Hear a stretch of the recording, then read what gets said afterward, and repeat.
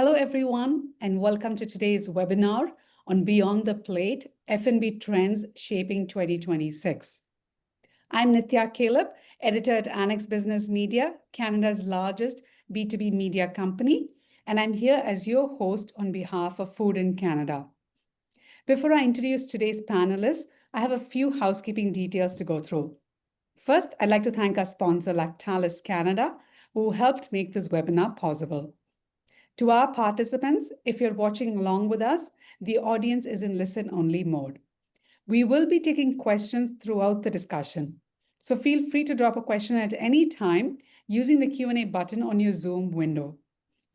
We are recording today's session, and all registered participants will get an email with a link to the recording within the next few days. With that, I'd like to welcome our panelists. Nick Gibson has worked at Nielsen IQ for 10 years on various issues ranging from consumer insights to pricing. Today, he helps the grocery industry evolve towards consumer desires for health and wellness, sustainability, and other important product attributes. If he's not crunching data on these trends, you will find him researching the latest personal health insights, being active at the gym or sports, or pondering about the world and how to make it better. Julie Eistede has more than 2 decades of experience in the food industry, spanning bakeries, sauces, entrees, and meat products. She began her professional career at Maple Leaf Foods. Julie's leadership continued at Chudley's, where she led product development and strengthened customer partnerships. At Puratos, Julie leads a team of product development and technical advisor professionals. Julie's career reflects deep expertise across multiple food categories and a track record of progressive leadership. Cassandra Rulo draws on a deep R&D expertise and strong command of the Canadian consumer landscape to craft high-impact marketing strategies.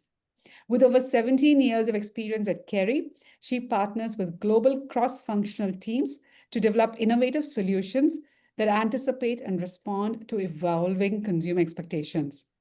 Driven by a passion for nutrition, education, and accessibility, Cassandra is dedicated to creating experiences that deliver exceptional taste, enhanced well-being, and meaningful value. Thank you, panelists, for joining us today. I want to start off with you, Nick. So where do you see growth in 2026? Is it in the center aisle, specialty foods, or somewhere else?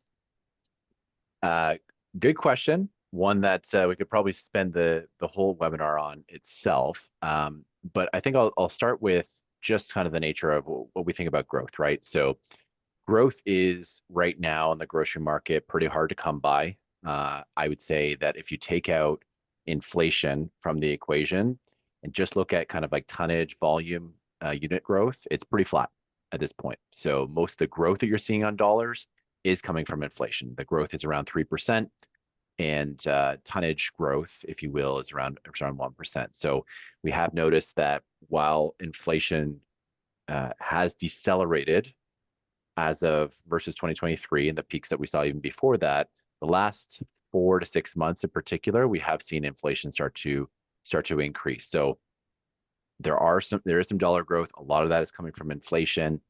Certainly, center store and kind of grocery in general, pretty much the same as overall store and other categories from a health and beauty perspective and things like that.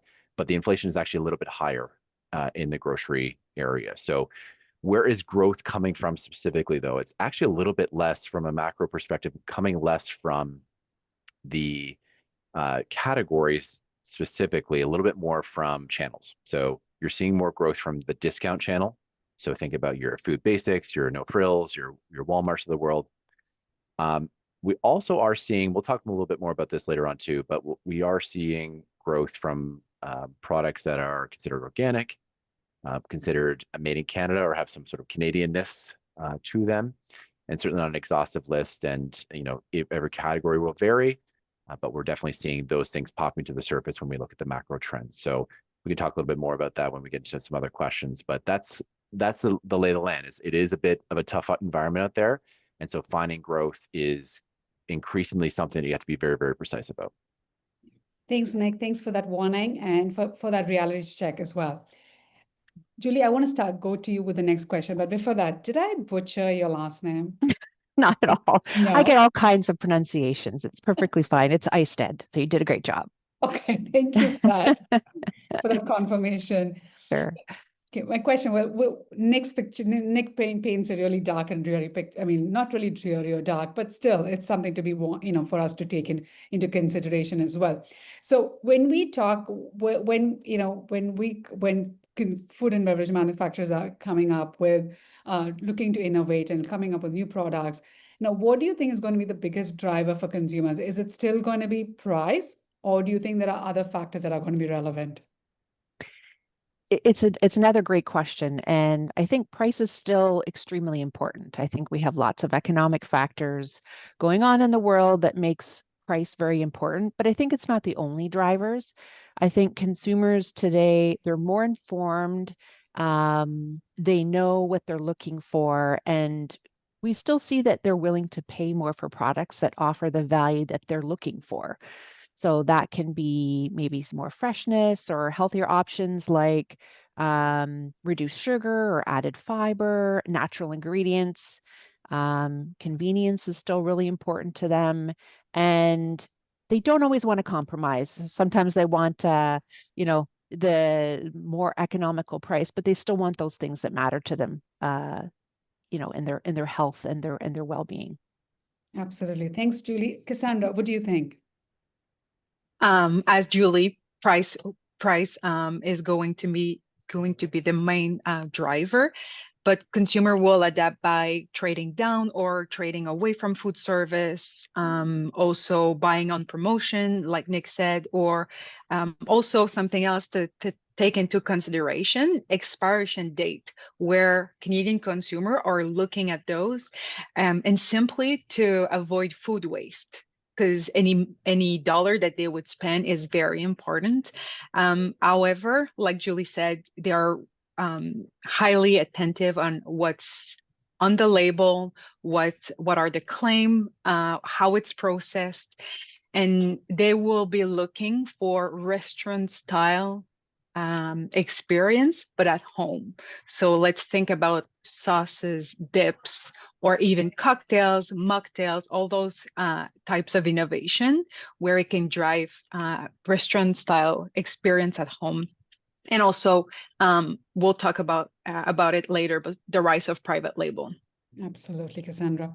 Nick, you mentioned something about foods with certain specific characteristics being popular among consumers. You mentioned organic or made in Canada. Those kind of attributes were helpful. What are the other factors do you think that's going to drive consumer purchases? Yeah, I mean, definitely those things. Definitely those things would be up there. I would echo the comments from Julie and Cassandra in terms of like there is the economic pressure. Despite the dooming, glooming, cloud that I see outside of me right now.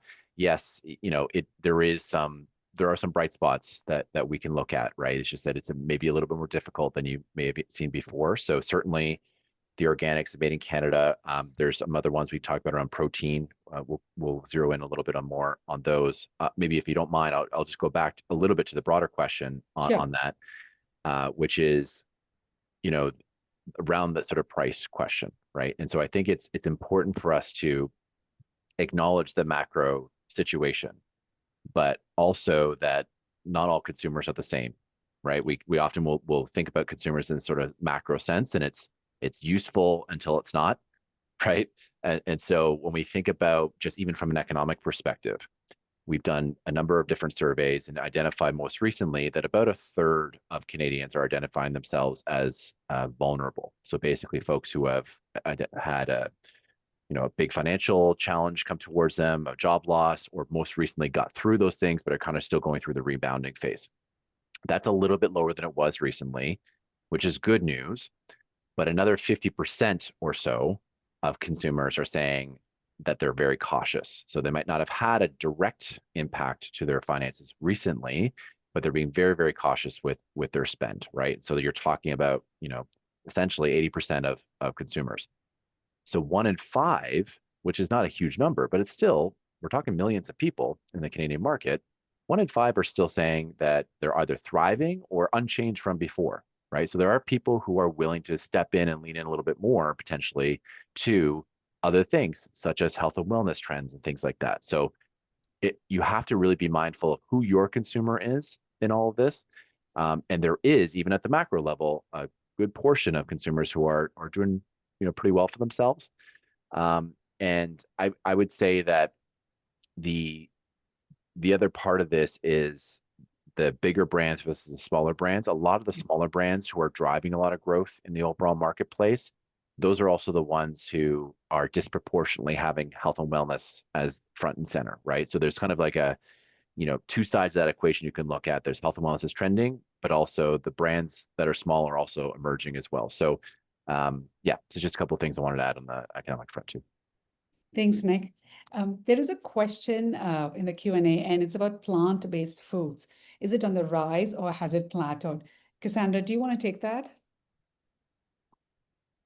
And maybe with Nick on that, but what I would see on the plant-based offering is that what happened in the past where just as I was saying about how it is really important to have a product transparency and that consumers really understand the ingredient label.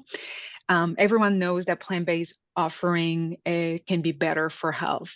Reducing some conventional product and looking into plant-based. Now, in the past, when they were looking at the ingredient list or the nutritional fact, this is where some of them got confused and disappointed because in the end, it had more fats or it did contain some artificial ingredients. So this is why in the past it has been flat. In terms of growing, Nick, I don't think, do you want to add there? Yeah. Have you seen any growth on the market? Yeah, I think it's a bit of a difficult question for exactly the reason that Cassandra mentioned, which is how do we, distinguish between, first of all, what are the lines of plant-based? Everyone kind of has a little bit of a different definition as to what that is. Number one. Number two, there is a bit of there was a peak period that also correlated with the COVID era, right? And a lot of money going into the industry to prop up a lot of brands who were really, bringing this trend forward. So a lot of things kind of tease out here. So I think we definitely have seen what I'll call kind of processed plant-based to struggle. We definitely have seen more of that. But if you look at, for example, produce and that sort of thing, or even like snacking type categories like nuts and almonds and stuff like that, while they're not, making the showing growth rates that are super high, they are still doing slightly better than a lot of these other categories in total grocery in the grocery store. So there are some positive signs, but once again, you have to be a little bit more precise as to where you focus your energy. But yes, on the what I would more consider kind of processed plant-based, there's definitely been a retrenchment back to previous norms. Yeah, that's true. Thank you, Nick and Cassandra.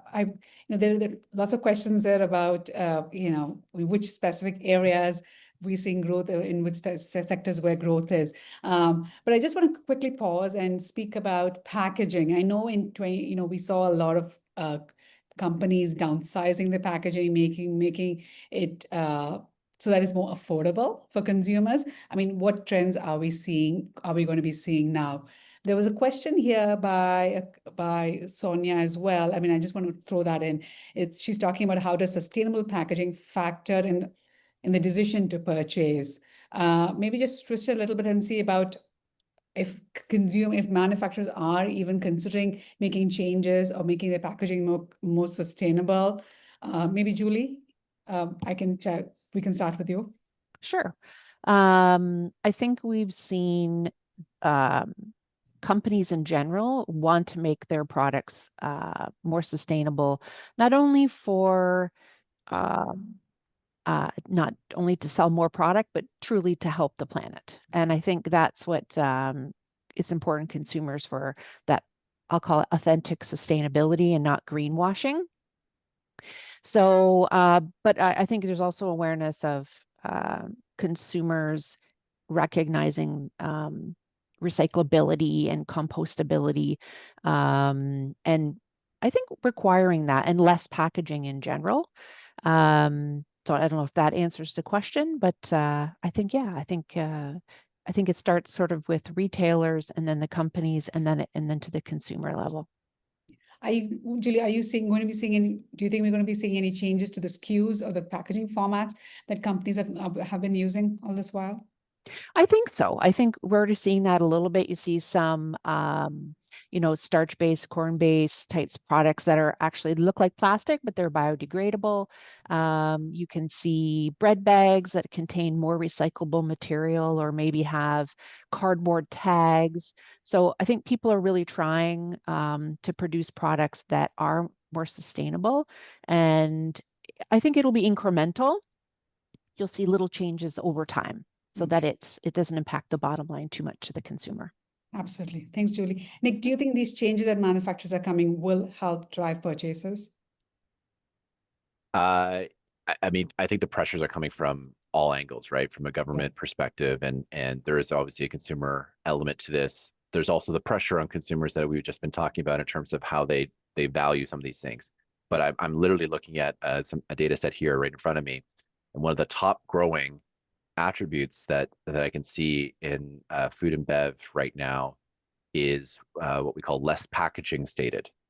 And so when it's on the pack stating that there's less packaging, it is growing approximately 8 times the growth rate of the overall market.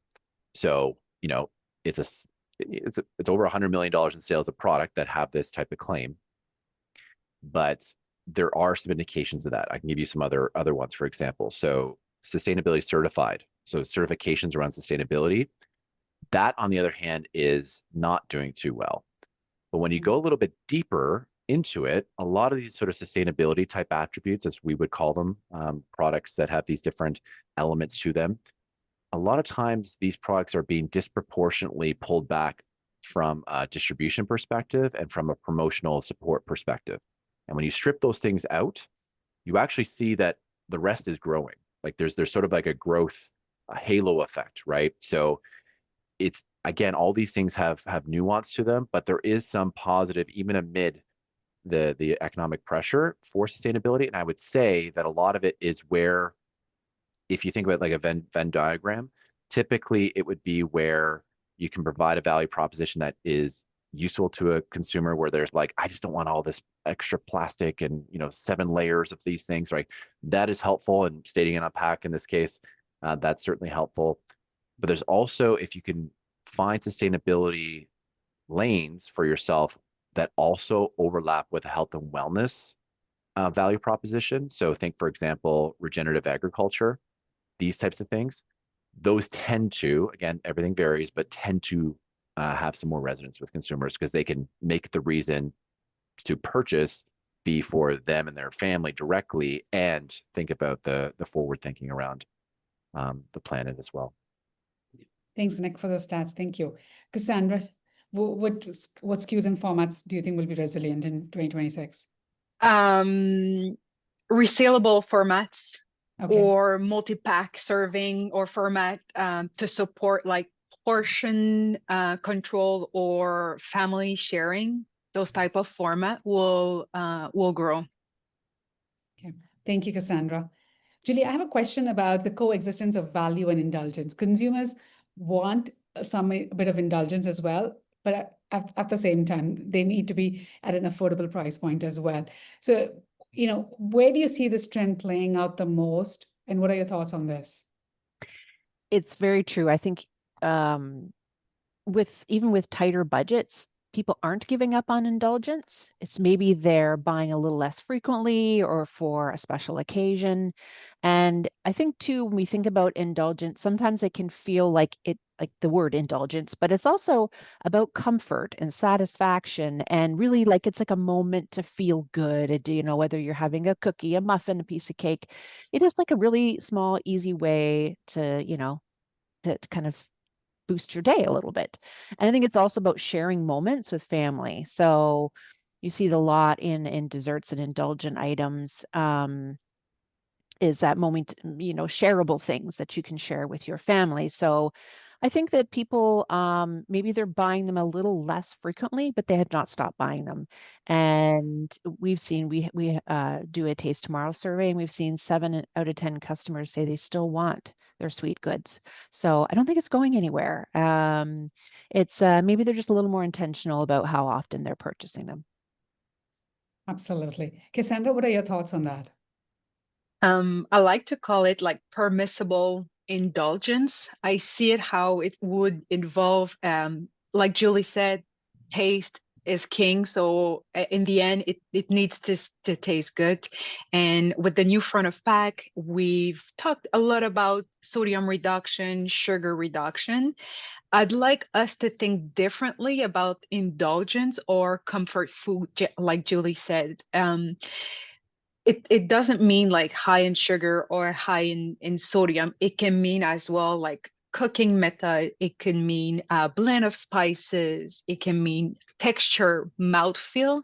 So there's a way to play with the indulgence, but consumers are not ready to trade off their little me moment type of food.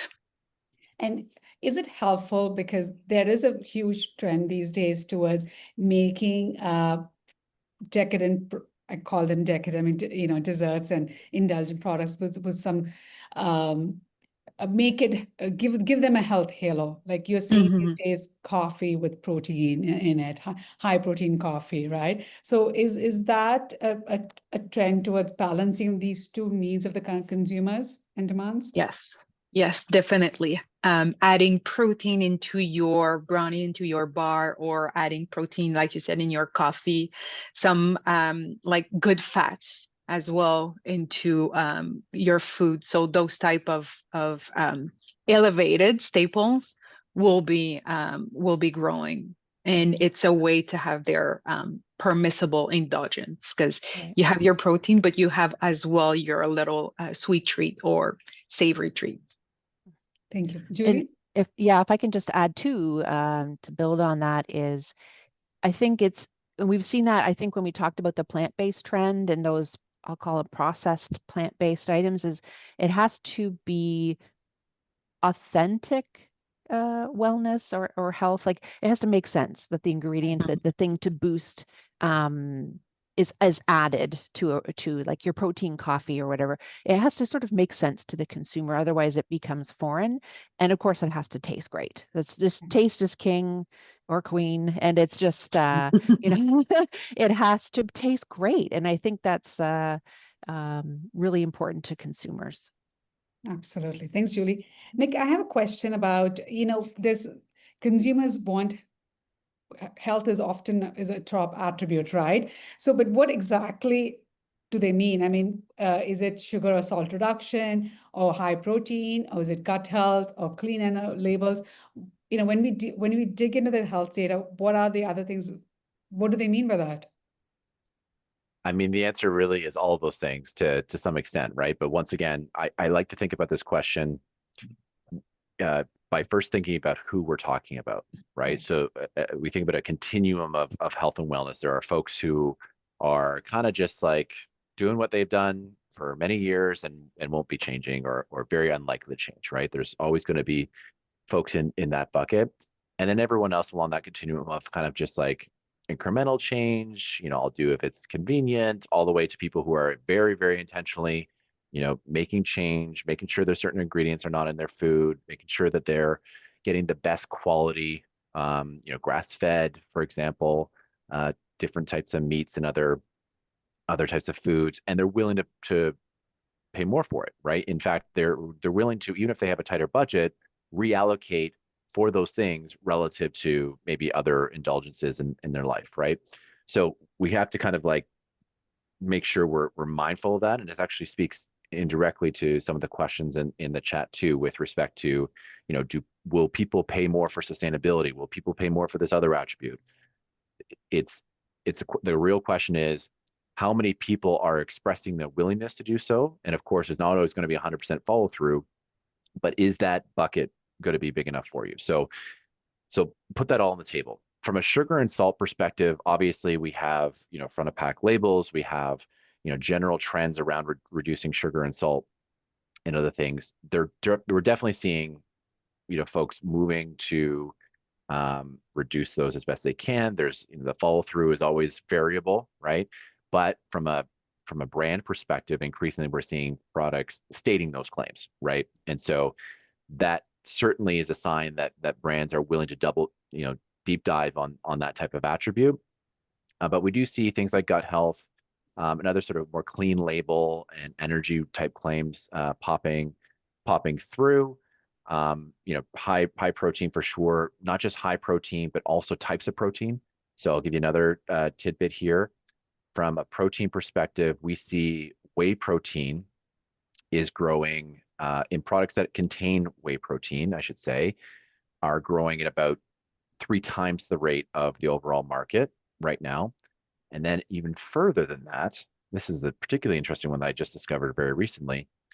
If they state that they are using whey protein on their pack, they are actually growing around 77% versus a year ago, right? Which is like, is that 20x the growth rate of the overall marketplace, and not on a small base, but $100 million in sales on products like that. So again, you can kind of look at different angles of this in terms of how much protein. More and more products are increasing their amount of protein. So I say definitely protein's up there. Products that are providing energy are growing fast in the market, about double the rate.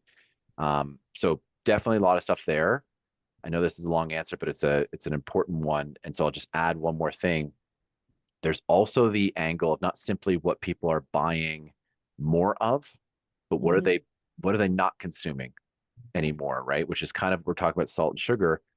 There's a particular driver of that, which is the increase of use of GLP-1, so your Ozempics of the world.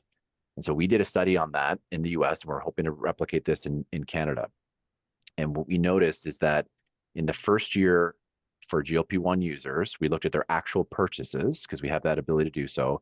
In the first few months, it decreased versus a year ago. In the next 6 months, 6 to 12 months, they decreased as much as 10%, over 10% on units. So they're really pulling back on their consumption. And of the products they're still buying, they're disproportionately buying products that are sugar conscious, carbohydrate conscious, muscle health conscious, which is interesting because of some of the side effects of these products, and other sort of health and wellness claims as well. So a lot of different angles here, but there's the consumers who care about it in general. There's particularly people with different chronic health and other sort of treatments they might be going through and what they're purchasing and not purchasing. Some things are popping to the surface either way, and others are relevant to particular niche consumer groups. Thanks, Nick, for the stats. Yeah. Interesting about the GLP-1. I mean, we did a webinar a few months ago talking about how it's going to be affecting, snacking and what that means for, companies that produce a snack. So it was an interesting discussion. A lot of these things came up. Yeah. Cassandra, what are your thoughts on this? And also related on why GLP-1 now is trending and has a lot of resonance with some consumers. There has been a shift into consumers' mindset where before COVID, consumers in general, they were thinking about what can I have today for my health tomorrow, which after COVID, they have a different mindset on what can I do today or every day to improve my long-term health. And weight management is one of them, where we know that weight management is critical to avoid a lot of chronic disease. And it's a little bit of the same for gut health, where now there has been a lot of researches on how gut health is really important for your long-term health. So this is why it's another really important need state to take into consideration. What I would add on what Nick said on how, like, just for an example, whey protein has been growing. Why? I think there has been a lot of science-backed or research on the protein absorption. And this is where consumers is willing to pay the extra price. They're willing to do so when it's science-backed, when they know the true value of the ingredient. And I think this is why that type of ingredients are growing. Same thing for probiotics, for example. So any science-backed functional ingredients will have a play. And protein clean label, just like Nick was saying. Absolutely. Thank you, Cassandra. Julie, how do you see this playing out in the baked goods sector? I think that we see, incorporation of a lot of those elements that Cassandra and Nick have talked about into products. They're seeing a lot of protein breads, protein snacks. Yes, we see reduced salt is there. I think it's reduced sugar is really to the forefront. But like Cassandra mentioned, gut health, and I think that is people are really aware of that gut-brain connection. So they're looking for foods that incorporate those ingredients. So yeah, things like sourdough, things containing any sort of probiotics, prebiotics, and they're more aware of what natural ingredients they expect to see, that the yogurt that can provide a lot of those benefits to their health in a natural way. So you see them included in a lot of, whether it's baked goods, desserts, ice cream everywhere. People are including those elements. Thank you, Julie. Nick, I want to touch upon some of this. You mentioned a few certifications already that are, helping drive purchases, but are there any other certifications or claims that you would like to add? Yeah, not much more than I mentioned, but I think I'll just emphasize the two here. So protein stated, some version of protein stated. So whether it's just source of protein or high source of protein, kind of those iterations are certainly there. Made in Canada, product of Canada. It's not necessarily the case in every category. There actually are some that are struggling a bit. But in general, those claims are still doing pretty well versus a year ago. I'm not sure how long it's going to last, but nonetheless, there does seem to be some resonance there. And on the flip side of that, a lot of products that are made in U.S. or marked as made in U.S. are disproportionately struggling relative to those same other products. Again, not all of them, but there does seem to be some lingering sort of patriotism by Canadian element in the Canadian market. So I'll add those two things. Whey protein, as I mentioned, which is just the numbers already just with the products that contain it without necessarily calling it out was a pretty strong number. But when I saw the stated number, I was just like, this is crazy, because whey protein is not particularly new, right? It's been around for a long time. I know, as from a supplement perspective, I've been using whey protein. In fact, I had some this morning. It's a pretty common thing, but as you look at like a yogurt, for example, I have a kind of a drink form yogurt that has whey protein as its main source of protein, right? So I think those are the main ones. You do see some sustainability certifications that are kind of struggling. So I'll kind of on the negative side that are struggling as well. But once again, I would want to, before you make any sort of rash decisions around any particular certification and whether you continue with them, probably a good idea to do a little bit more of a deep dive as to why it might be decreasing, because there could be some reasons that are kind of disconnected from the certification itself. So, but collagen is actually another one from a protein perspective that's doing pretty well. So just put that one on the board. But otherwise, those are the big ones that have kind of relevance across a number of categories. And as you go deeper into it, there's some that are specific to specific categories. Thanks, Nick. Cassandra, I have a question for you about how consumers are adapting because of, there are commodities. Some commodities are going through a lot of volatility, right? Coffee, cocoa. And so how can companies scenario plan for that? And how are consumers adapting to it as well? So from an industry perspective, there has been, like you just said, a lot of different crises of risk where brands have to reformulate and find either another ingredient, maybe with local sourcing, even where it's possible.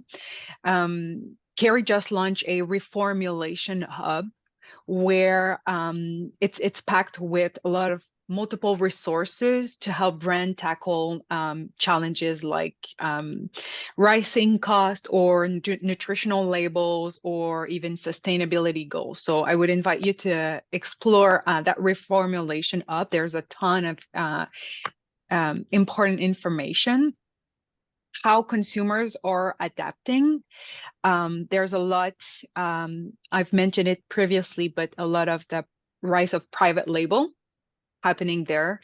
So they will look into more private label. Yeah.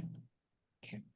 Thank you, Cassandra. Julia, what are your thoughts on that? How, because baked goods, there's cocoa, right? Yes. So I think what 2025 has taught us is that you can scenario plan, and sometimes the craziest things come out of the sides to blindside you. So obviously I think to watch in 2026, there's cocoa, even though the price of cocoa has come down in the last month or so, we don't know what's going to happen with all the economic world geopolitical issues as well as climate change.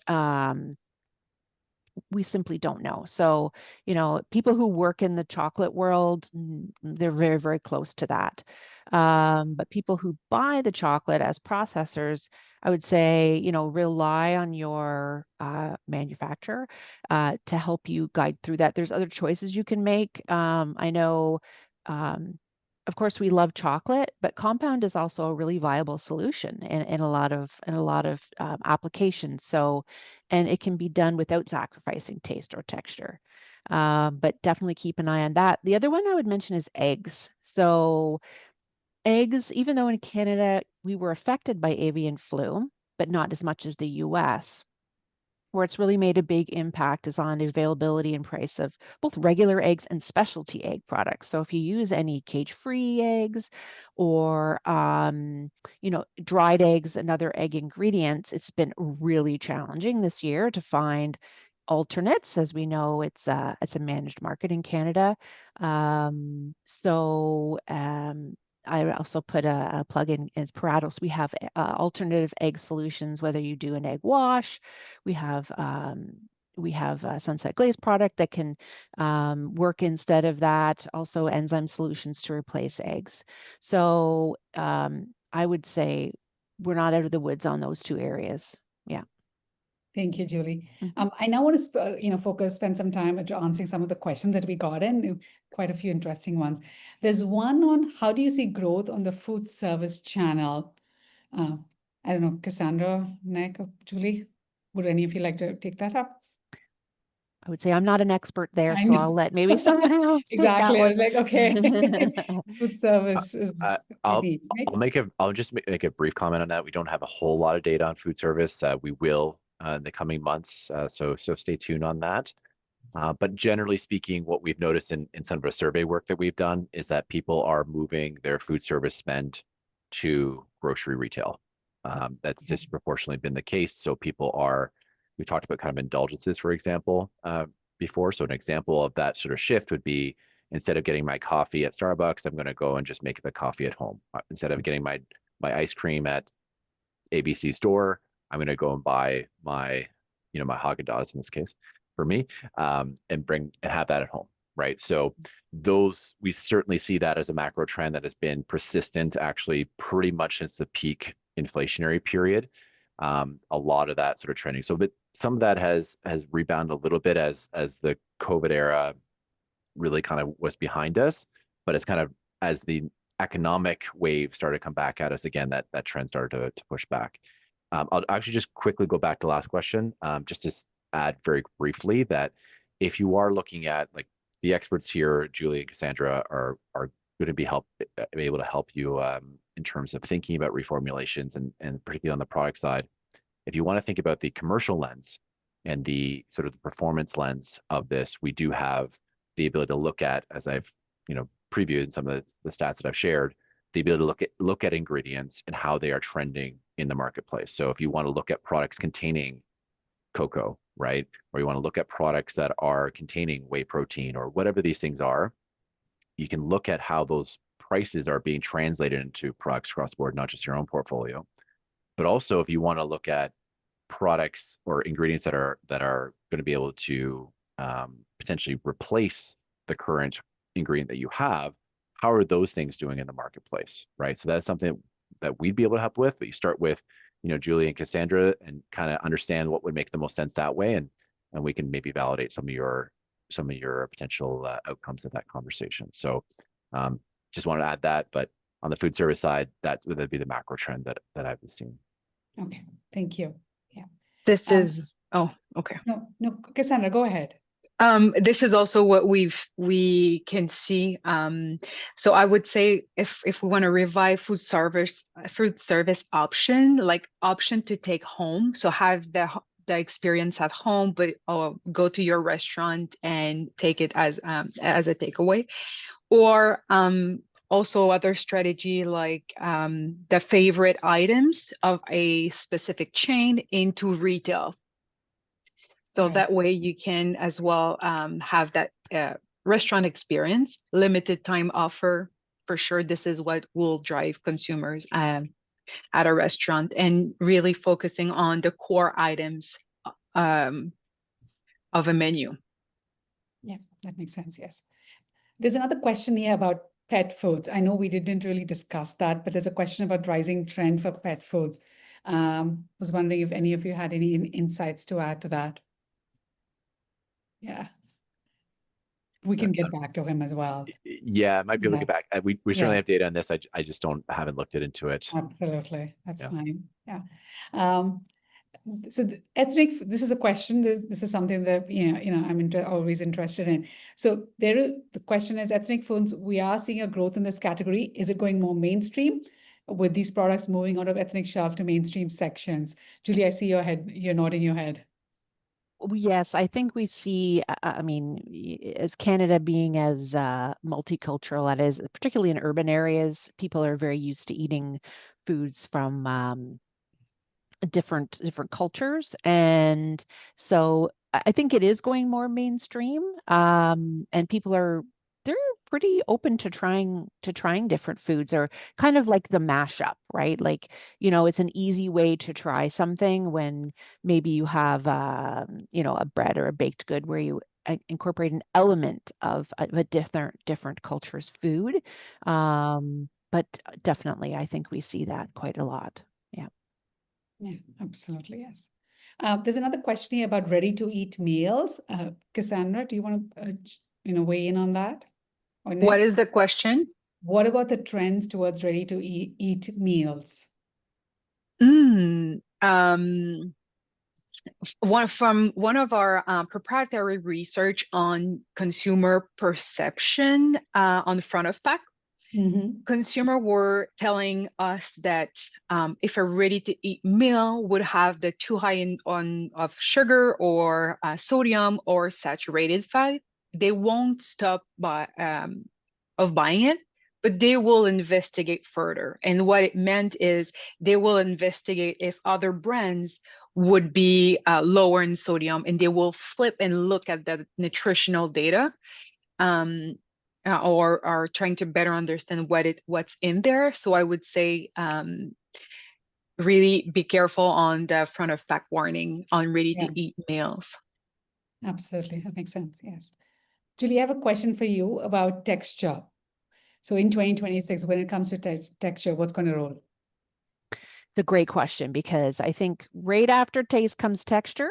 Consumers, it's that sensory moment of biting into something crunchy and crispy and flaky. Like, imagine a croissant that's fresh from the oven. You get the shatter of the crumb. So that's really important. And I think it blends a little bit with this discussion of ethnic foods, because there's many other textures that are less familiar maybe to the, I'll call it, traditional North American consumer. So you see things like mochi, that kind of chewy texture. I think, people love it. And so you're seeing that combined into ice cream and other snacks. So But it's usually you see a combination of two textures or even three of it's really makes it a fun eating experience. So something crunchy with something creamy inside. So filled cookies or a filled bun or a croissant or you know, crispy but also soft on the inside. So textures is really important. And I know especially when we're developing new finished goods, that's the next question is, does it taste great and does it have a really interesting texture that consumers are going to enjoy? Absolutely. Thanks, Julie. Cassandra, I want to talk to you about the private space, private label space. I mean, what changes are you seeing on that front? I think private label is no longer a backup, like it's a benchmark where a lot of private label brand are initiating some trends, especially with ethnic food, for instance. But twice as many Canadian are buying private label today compared to 5 years ago. So it did increase, and 40% of those don't plan to return to national brands.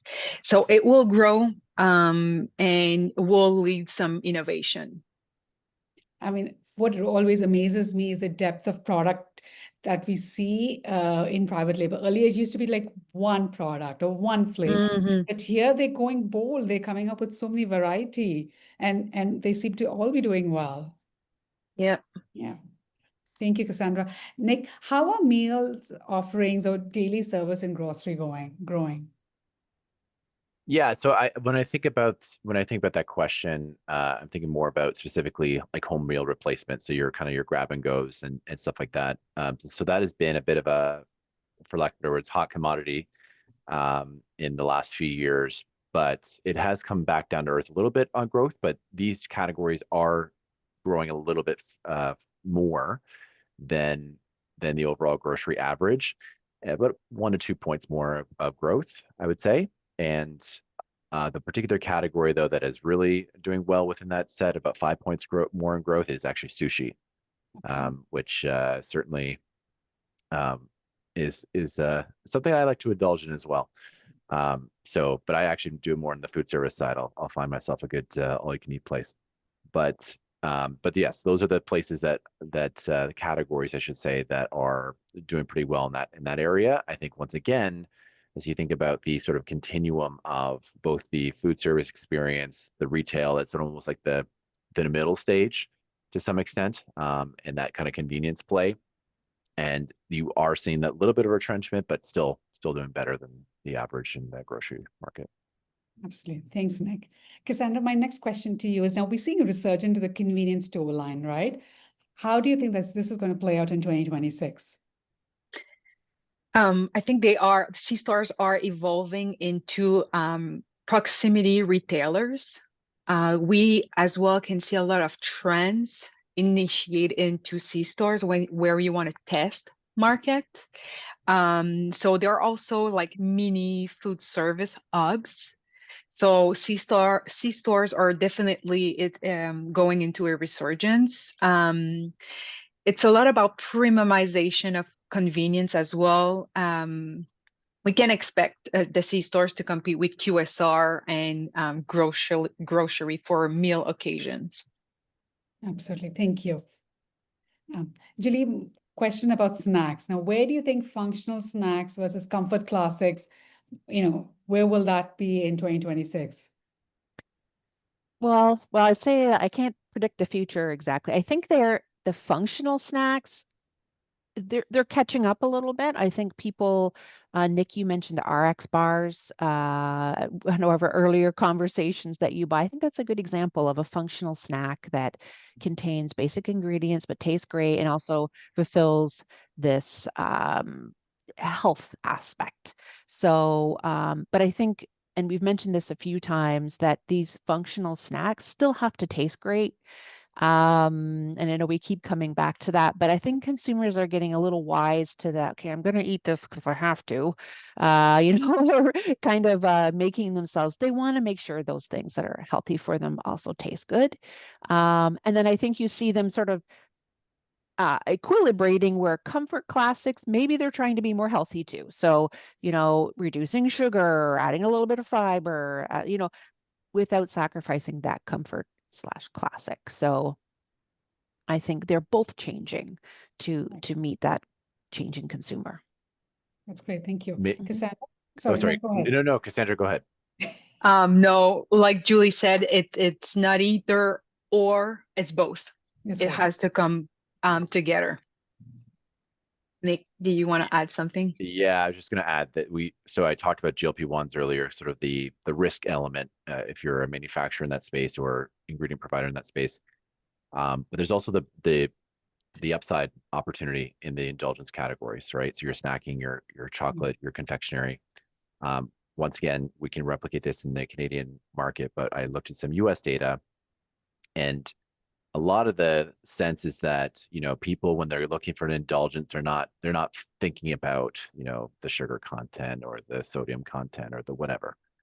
And it is true to an extent that people are looking for an indulgence, like Julie mentioned earlier, like they're looking for some comfort, they're looking for a good experience, manage some stress. That's all true. But when we actually look at our data in the US, we have this attribute that kind of links a bunch of things together called better for you. So it's kind of a clean label and a bunch of things all together. And products considered better for you within all of these different categories, almost every one of those categories, those better for you products are increasing share. So not everyone, and they starting from a smaller base. So they're under indexed relative to better for you and the rest of food, but consumers are looking for a better version. So I'll give you sort of an anecdotal example. I love ice cream.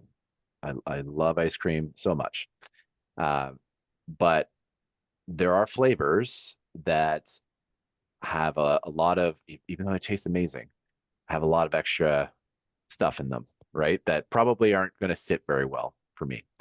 But one of the things that I still enjoy a lot is just my high quality Haagen-Dazs. I'll make a brand call out. My Haagen-Dazs vanilla, right? Just pure vanilla. And you look at the ingredients, it's very, very simple, right? And I think that even though it's high in sugar, right, high in fat, those two things are true. I'm removing the other stuff that's in that. And I think a lot of consumers are thinking that way. I know I'm just one person, but just in conversation, I think a lot of people kind of think that way too. So there's little trade-offs that you think about while still preserving the overall indulgent experience. Absolutely. I feel like consumers are more tolerant of sugar these days than the bad rep that sugar would have had earlier. I don't think that's the case anymore. I think they're more open to experiment, even though we are seeing alternate versions as well, having been used in a more expanded way as well. Yeah. Something to say, Cassandra. Go ahead. They will tolerate it in ice cream, like we're saying, for sure. Dessert as well. But other categories, this is where it can be more tricky. But of course, for those, or chocolate bars as well. Yeah. So for those categories, we don't have to touch sugar. Consumer wants it. Mm-hmm. Yeah, and it's also a question of like the type of sugar that you use, like the sourcing of the sugar, and whether it's perception or whether there is some evidence and grounding to it that people feel like certain types of sugar might be better for them than others, and the sourcing and stuff like that. We also see in our data, if we think about sweetening alternatives, right, artificial alternatives or more natural alternatives to sugar, the trends of those are very kind of all over the place, because to Cassandra's point, certain categories, alternative sweeteners, whether natural or artificial, are doing much better because people just want to get away from sugar in that particular category. In another category, the alternative is really not doing so hot, right? And there's, again, a lot of different reasons for those types of things, but there does seem to be specifically sugar tolerance in certain categories versus others. I think some of it probably connects to, Julie's constant point around taste, right? There's probably an element there that the sugar just can't be replaced in that particular category adequately. But yeah, there definitely is that element to it. But if you're a diabetic, for example, maybe you just got to avoid the sugar because you can't have the insulin spike, right? So all these different dynamics are at play. Absolutely, yes. We're time is getting up and we're inching close to 2 o'clock. But I have a couple of questions. Julie, I want to start off with you. Is there one myth about 2026 consumers that you want to bust? I would say that not all consumers are trading down, and that they're still willing to pay for perceived value for what they're looking for. Okay. So, but the value has to be there. Absolutely. Thank you. Nick, what's the one myth that you want to bust?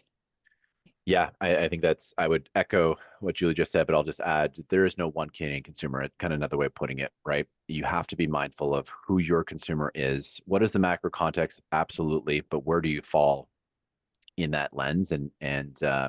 But the only other piece I'll add to it is health and wellness manifests in different ways. It's not just whether health and wellness trend is popping. It's also, are people pulling back for particular reasons, like the GLP-1 example, from categories and consumption in general. So a lot of different ways to look at health and wellness. Thank you, Nick. Cassandra? That sustainable nutrition is too expensive, or that consumer doesn't care. I think we all care. We have to find ways and partner with the right partners for innovation and on sustainability. Absolutely. Thank you. My next question, again, I'm going to do the same round again. Julie, one ingredient to watch out for in 2026. Sure. I would say maybe it's not one ingredient, but anything Okay. related to gut health. So that mind-body or mind-brain connection is really coming to the forefront. So anything that helps support that is becoming more and more familiar to consumers. Thank you. Nick? I'll also stretch your question a little bit. So a few in my mind, avocado oil seems to be growing both with, avocado as a source in general seems to be growing on both personal care side and on the food side that we're seeing. Whey protein, I mentioned that earlier. And an interesting one that I haven't been able to look into for Canada yet, but I got some very interesting data from the US, rosemary extract growing very well, and particularly in fully cooked meat category, which is really growing in that particular category. But I think there's some nuances in the Canadian market around the regulatory nature of that product and that ingredient. So that might throw a little bit of wrench into there, but still interesting nonetheless. Thank you. Cassandra? I'll be the young millennial calling for more fibers. Okay. Fibers aren't boring, and I think it's an hero ingredient that we're forgetting. We're hearing a lot about prebiotic, probiotic. Consumer doesn't necessarily understand but they would understand fiber. They know how it improves gut health, as Julie was saying. But what they don't know is that it can also improve sugar reduction, overall mouthfeel, and so one of a hero ingredient. Absolutely. I will echo that as well. Okay. So thank you, Nick, Julie, and Cassandra, for your time today and for your insights into the trends that are expected to dominate the food and beverage manufacturing world in 2026. Many thanks also to our sponsor, Lactalis, for their support in putting together today's webinar. As I mentioned, a recorded video of this presentation and discussion will be emailed to attendees over the next few days. Before you go, please share your feedback about this webinar in the survey that will pop up after the broadcast ends. Thank you for your attention and enjoy the rest of the day. Thanks, everyone. Thank you. Bye. Thank Bye. you.